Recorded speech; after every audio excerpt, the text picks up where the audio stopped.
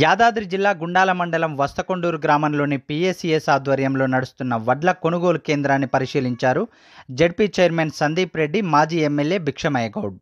లారీల సమస్య ఉంది అని రైతులు వారి దృష్టికి తేవడంతో వెంటనే జిల్లా కలెక్టర్తో మాట్లాడి ఆ సమస్యను పరిష్కరించాలని ఆదేశించారు ZP chairman Sandeep Reddy. Collector గారు ఏం లేదు, గుండాల మండలము వస్తకొండూరు విలేజ్ ఉన్నాము. అయితే ఇక్కడ పిఎస్సిఎస్ సెంటర్ది ఉంది కాంటా ఇక్కడ. సో పిఎస్సిఎస్ వాళ్ళది ఉంది సెంటరు.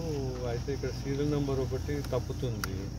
ఇక వాళ్ళకి అవసరం ఉన్న వాళ్ళే ముందు చేసేయడము, అట్లా పార్టీ వైజ్ కూడా చేస్తున్నారు అనేది ఉపయోగాలు.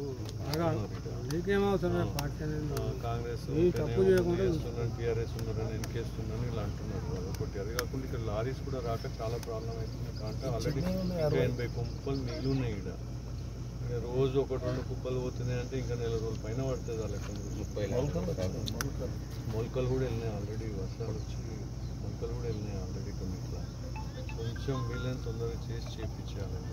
లారీలో పంపు